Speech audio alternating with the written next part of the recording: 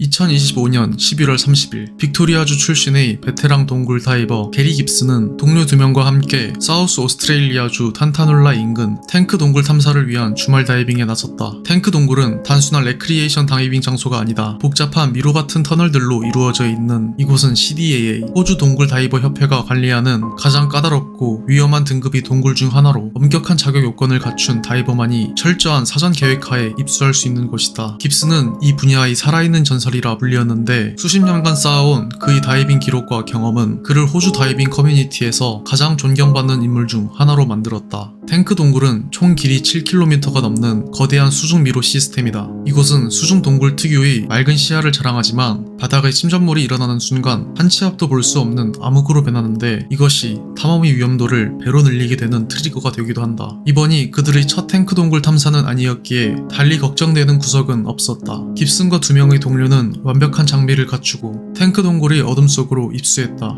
그들의 계획은 무리한 탐험이 아니었기에 익숙한 메인 라인을 따라 이동하며 동굴의 상태를 확인하고 안전하게 복귀하는 것이 목표였다. 수중 동굴 다이빙의 원칙에 따라 그들은 정해진 순서와 간격을 유지하며 진입해 미로와 같은 통로들을 지나 직소룸이라는 지형에 다다르게 된다. 직소룸은 퍼즐처럼 얽힌 복잡한 구간들로 이루어져 있어 베테랑 다이버들에게도 항상 긴장을 요구하는 곳이다. 이곳의 수심은 깊지 않았지만 끝도 없이 이어지는 좁은 터널들은 다이버의 체력과 정신력을 끊임없이 시험했다. 세 사람은 메인 라인을 따라 직소룸 안쪽으로 천천히 들어갔다. 서로의 불빛이 끊기지 않도록 간격을 좁혔고 교차로마다 방향을 확인하며 진행했다. 조그만 몸을 비틀어도 벽에 닿을 만큼 통로는 좁았고 바닥의 침전물은 발끝 스침 하나에도 금방 떠올랐다. 시야가 흐려지기 시작하면 순식간에 길을 잃을 수 있는 구간이었다. 깁스는 앞쪽에서 라인의 텐션을 살피며 갈림길마다 잠깐 멈춰 확인했다. 동료들은 그의 신호에 맞춰 움직였고 몇 번의 회전과 굴곡을 지나며 출구 방향을 머릿속에 계속 그려넣었다. 그리고 예정된 시간에 맞춰 세 사람은 되돌아 나가기로 했다. 하지만 다시 올라가야 할 시간이 다가왔을 때 2명의 동료는 깁슨의 모습을 찾을 수 없었다. 경험이 풍부한 그였기에 잠시 흥미로운 것을 발견해 지체하는 것이라 생각한 동료들은 깁슨을 기다렸다.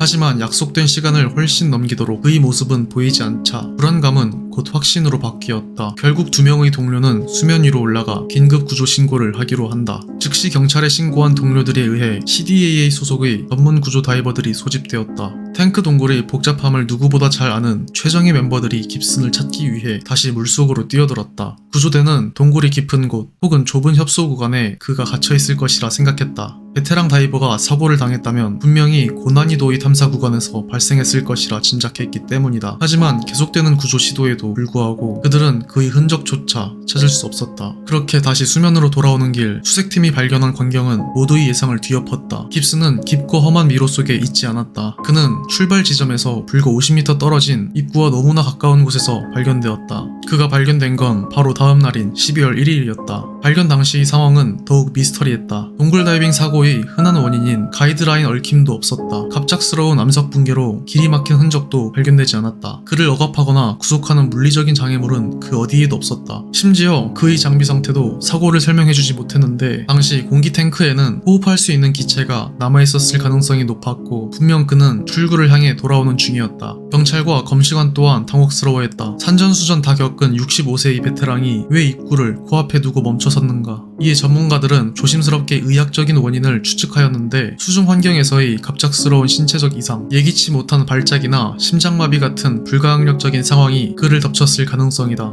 혹은 우리가 알지 못하는 순간적인 실트아웃 상황에서 방향 감각을 상실했을 수도 있다. 입구가 아무리 가깝다 해도 시야가 차단된 수중 동굴에서는 단 1m의 거리도 단절을 의미하기 때문이다. 게리 깁슨의 죽음은 동굴 다이빙 커뮤니티에 큰 충격을 주었다. 그는 무모한 초심자가 아니었다. 누구보다 철저하게 준비하고 안전을 최우선으로 여기던 전문가였다. 그의 죽음은 우리에게 서늘한 교훈을 남긴다. 아무리 뛰어난 기술과 경험을 가졌더라도 자연 앞에서는 한낱 인간일 뿐이라는 사실이다. 물리적인 구속이 없었음에도 돌아오지 못한 그의 마지막 50m는 탱크 동굴이 품은 영원한 미스터리로 남게 되었다.